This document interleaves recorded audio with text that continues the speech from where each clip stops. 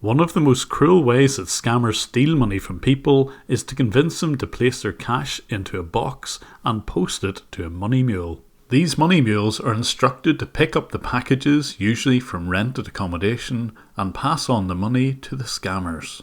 It's all designed to minimise the risk of someone tracking this money back to the scammer. But with the help of an ex-NASA engineer, the guy who has created the famous glitter bomb, these scammers are going to get a very rude awakening. Hello. You guys give up or you're thirsty for more?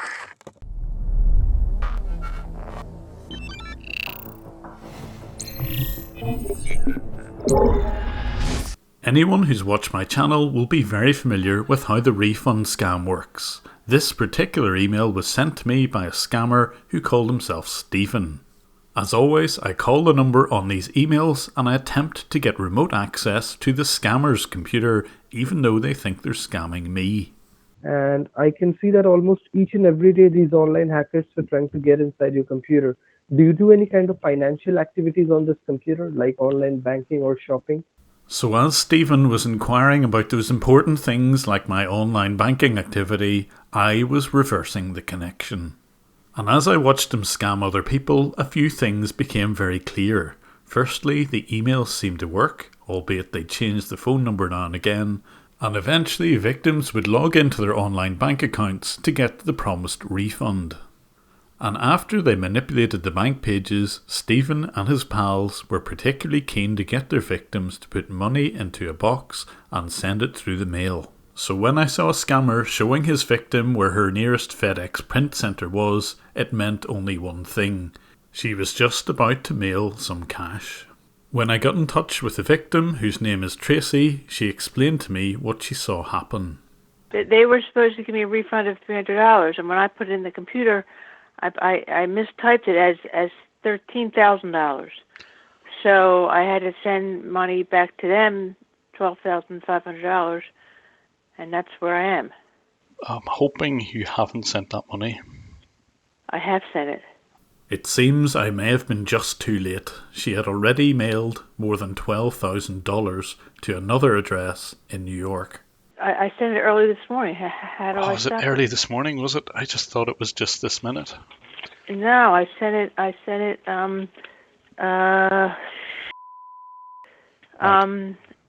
oh my God, like around 11 o'clock. So I got Tracy to get in touch with FedEx to try and stop this package from arriving to the Money Mule's address. But this gave me a chance to put into operation something that Mark Roper and I had discussed some time ago. Among other things, Mark is the inventor of the glitter bomb, something which has a GPS attached and cameras, and we could even monitor who opens these packages. I've always been keen to see how scammers who are typically based in India manage to recruit money mules who are in a different continent. And by tracking packages and addresses, we may be able to find out how. Although Tracy had contacted FedEx and they promised to return her package to her, we noticed that it was still being shipped, and in fact, it was just about to arrive at the scammer's house. Mark had some private investigators stake out the house where the cash was supposed to arrive the following day. The address was an Airbnb rental, and this woman was acting very suspiciously and even stopping FedEx vans. And to everyone's horror, despite the assurances from FedEx, Tracy's money did end up going to that house, but luckily the PI was on hand to intercept it. Tracy something, yeah, that's the one. Don't deliver this one, please. Okay. This is the fraudulent one.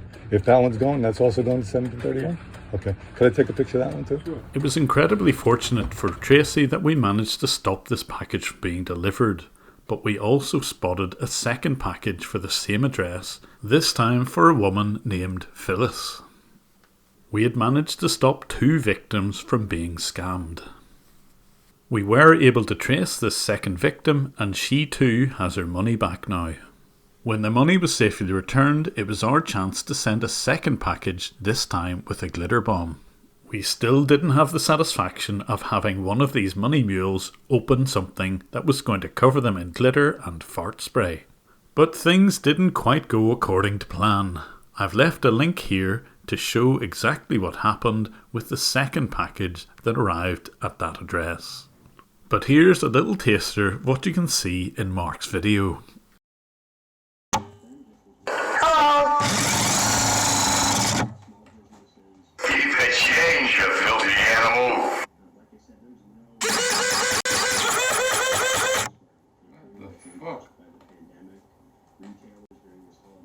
But as the glitter bombs were finding their targets in the USA, I was having a closer look at what was going on in India.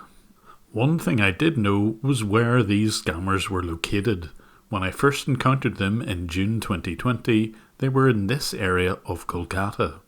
But shortly after the pandemic kicked in, they moved north of their original location. They ended up in the Maniktala area of the city. I could tell all of this from the Wi-Fi information. Together with Google's API and these highlighted MAC addresses, I was able to get their location accurate to about 150 metres. So that was where they were, but what about who they were? I got a bit of a hint whenever I saw the scammer update a Facebook page of a woman.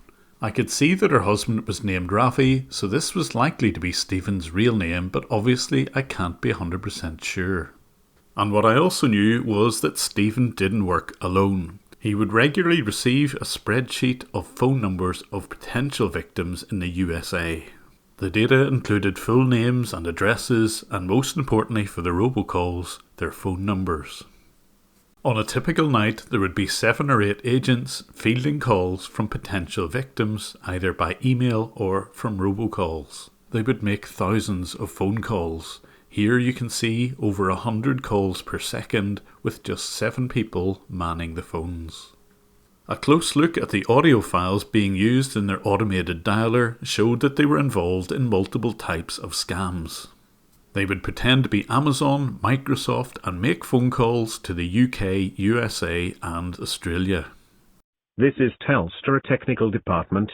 We are hereby to inform you that your internet line will be terminated from today onward. To fix up the problem, please press 1 to connect with Telstra. If you wish to disconnect your internet, press 2. This is Amazon. This call is to authorize the payment of $799 for your recent order on Amazon for Apple iPhone 11. If you did not place this order, then please press 1. And speak to our representative, thank you. And it would take thousands of phone calls before they managed to get any victims. And although I would warn anyone that I saw being scammed, sometimes I couldn't see the scam happening because it was on a different computer that I couldn't see. And one evening I spotted Stephen logging into a victim's computer using remote access software called UltraViewer and AnyDesk.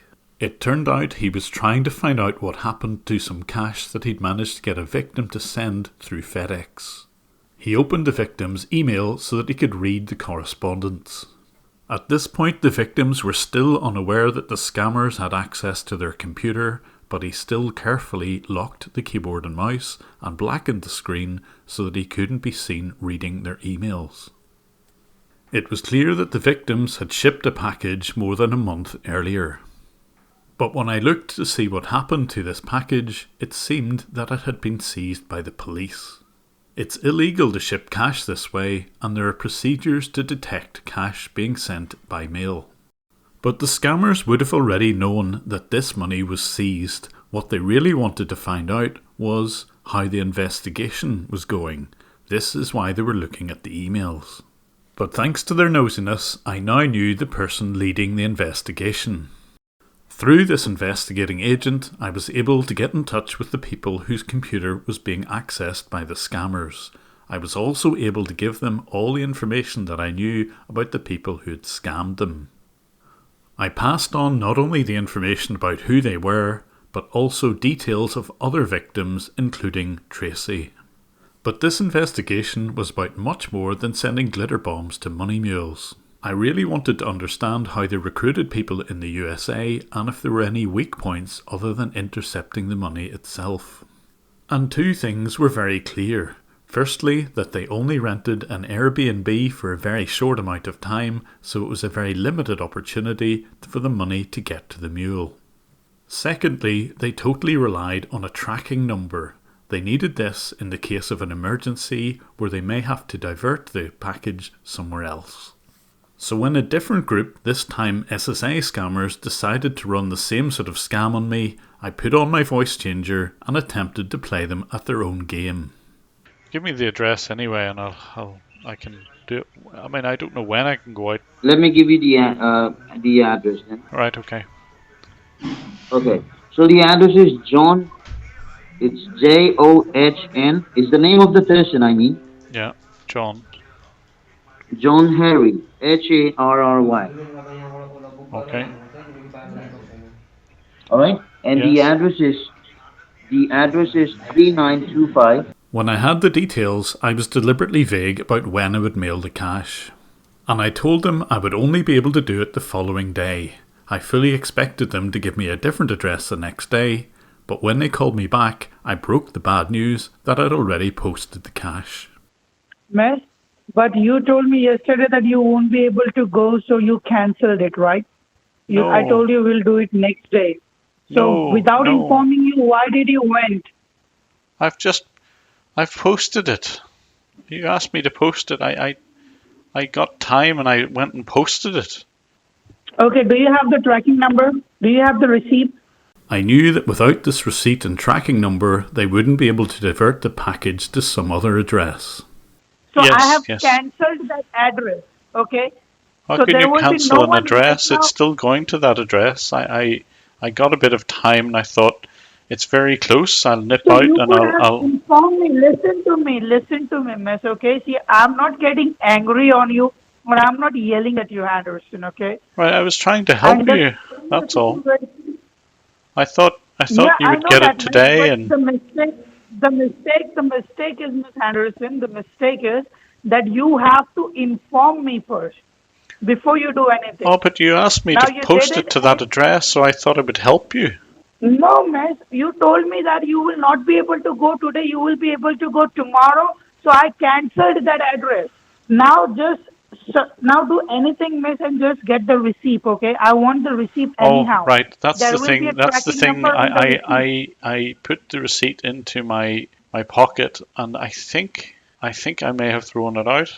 But it should be there already. You don't need the receipt. It should be there. The prospect of missing out on $10,000 cash was beginning to dawn on our scammer. So it doesn't matter, okay? What is the proof you have that it is already posted? Do you have any proof with you? Yes, the parcel's there. What is the proof? The receipt is the proof. So I need the proof that the money is sent, or forget about your money then. Are you dumb? Are you dumb? Are you dumb? Are you gone out of your mind? I'm telling you, go to the UPS, get a new tracking ID. Go to the UPS. Why don't you go to the UPS? You're shouting. Because you're acting like dumb. There is money in it. Why don't you understand? There is worth $10,000 in it. Not only your money is going over there, okay? There are plenty of money which is going over there. After disconnecting the call, you didn't went and you did it. Without informing you, you did it.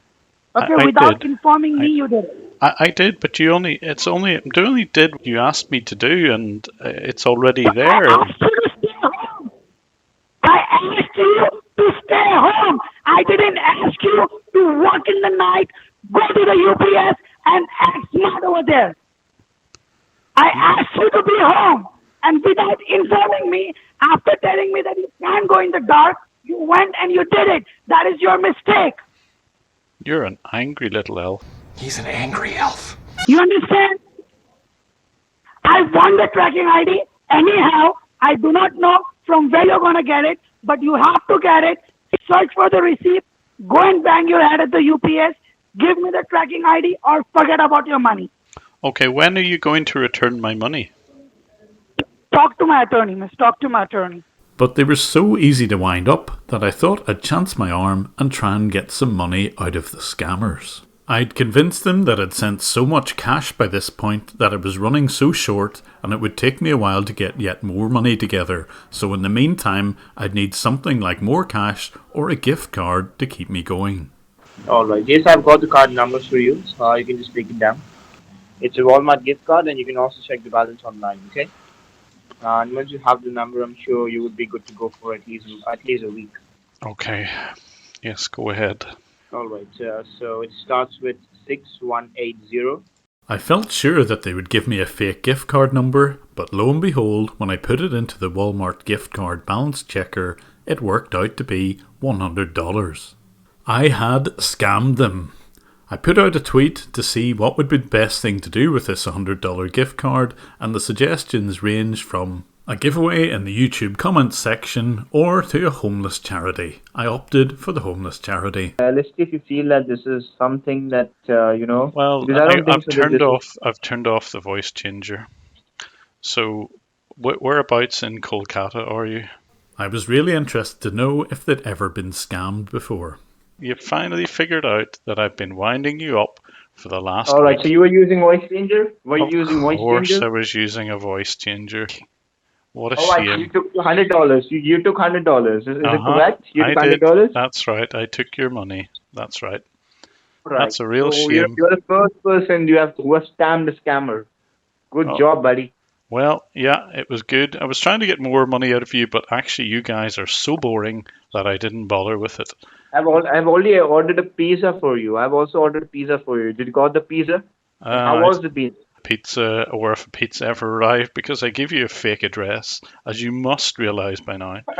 I'm not even in the USA.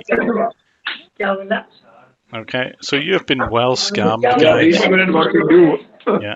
You're really good at what you do, buddy.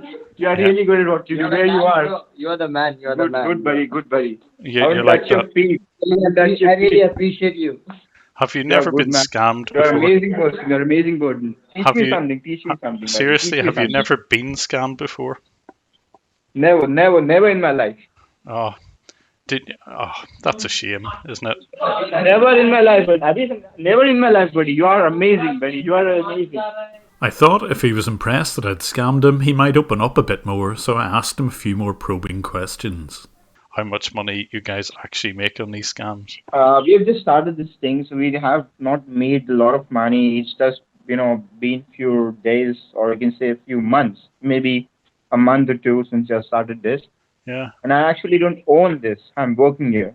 So that's not a huge amount that I make. Whatever I've made for this month, you've already taken it.